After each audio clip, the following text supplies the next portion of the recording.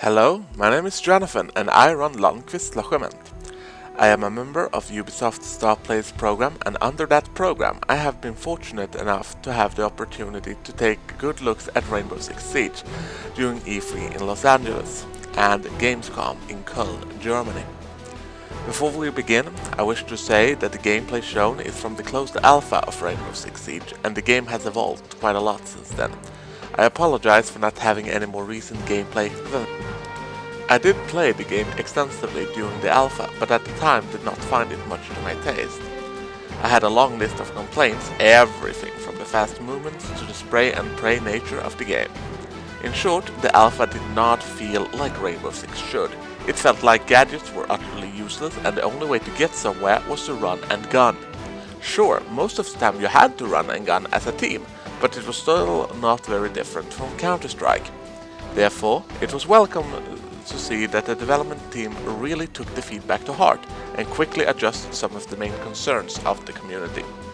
During E3 in Los Angeles, I had the chance to play the game again, both in the new Terrorist Hunt mode, I refuse to call it Terror Hunt, the name is an abomination, and multiplayer.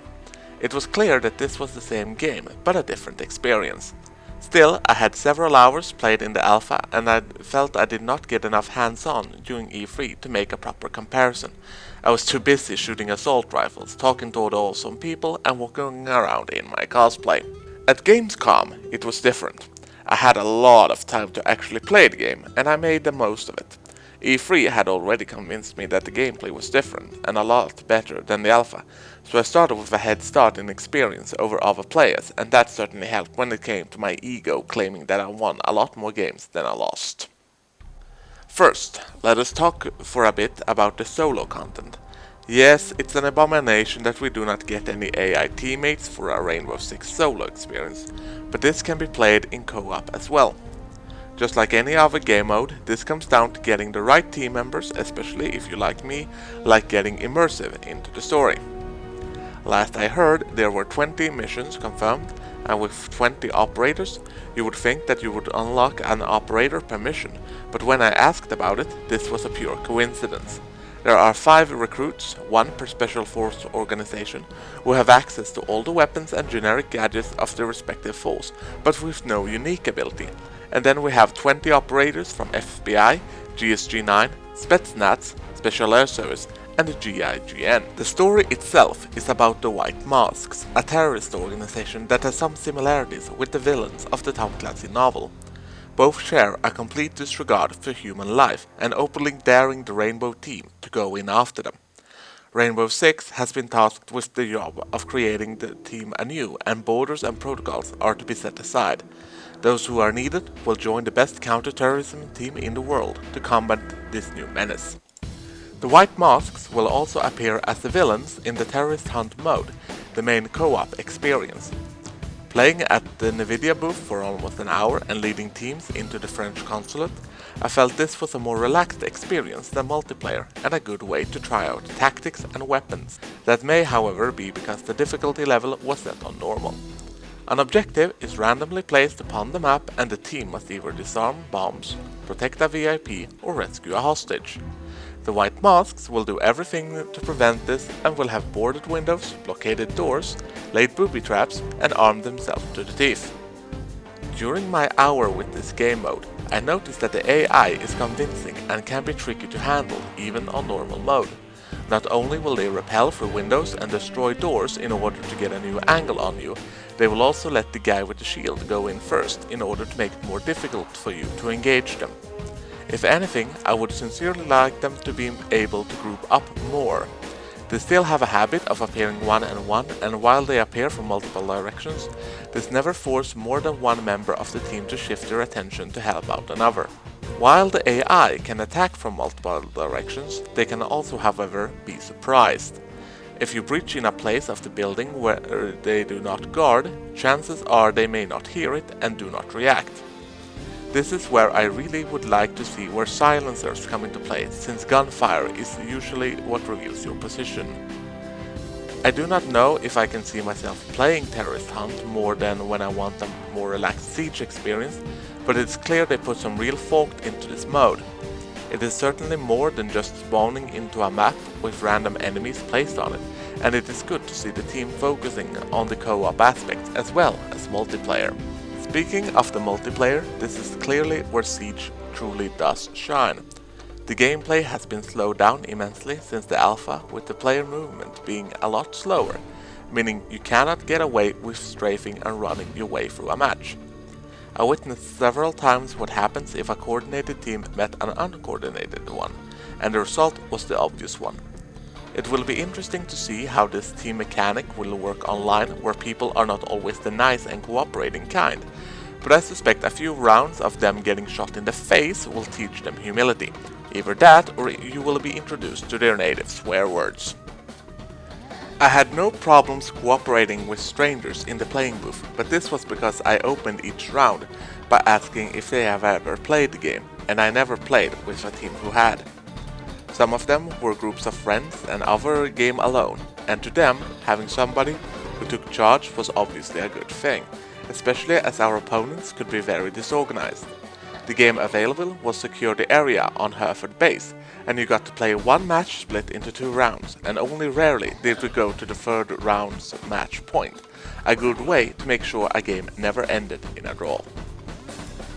It was clear that most people who tried the game understood the concept of it, that it was not just a matter of running around or waiting for the enemy. Barricading was done quickly and effectively, sometimes encouraged by the Ubisoft game guides, sometimes by me. Useful tactics seemed to universally spread, amongst them the trick of driving your drone close to an enemy player's feet in order to try and provoke their friends into opening fire and hitting their mate. This tactic had varied success. The only time I saw somebody play around with the weapon at the start, a common thing in Battlefield and Counter-Strike, the person in question hit his mate and then uttered a howl of terror as he realized friendly fire was always on. Fortunately, the mate could be revived and we moved on to win the game, but Siege carries with it the original game's lesson of respecting violence and making you wary of your steps. The most used tool in the arsenal of the multiplayer was the shields. The basic idea of people with shields go first was the obvious one, but one that could backfire rather quickly. During a memorable game, I was hiding near the stairs of Hereford Base with Bandit, one of the new DSG-9 operators who carry an H&K MP7 and a remotely detonated charge. As the enemy team walked down the stairs, 2 shields in front, they stopped with their backs turned to my explosive. One press of a button turned the game into 5-2, and my friends could swiftly finish off the rest of the enemy operators, who was surprised at suddenly losing their shields to hide behind. Weapon manipulation will probably be just as crucial as mastery of the gadgets and knowing what to look out for. For this reason, I was very pleased to get the official news that the select fire will be in the game, and it will be very interesting to see how this will affect the guns in question. While short steady bursts will almost always win the day, it is not always the best option. A useful tool was the G8A1. I was really looking for the G3 I had spotted in the GSG-9 trailer, but it turned out it was the German H&K 21 light machine gun and not the heavy battle rifle. This gun was a blast, quite literally, as its job is not just to kill the enemy, its job is to make them stay down, huddled into their little corners until you can give them the comforting company of a grenade. It is also a great tool to keep your opponents away from barricades or holes in the wall, while your own team pass it or try to breach it. I have never seen suppressing fire done this well for quite some time outside realistic military simulators, and I am happy to see it creates this genuine requirement to duck without giving the player bonus points for it. When it comes to the choice of operators, some will argue that Recruit is the strongest, since you can choose your weapons and generic gadgets to your heart's content. I do not agree. All operators are good at different things. This is the foundation of the system, and a well-rounded team will always beat a team of recruits.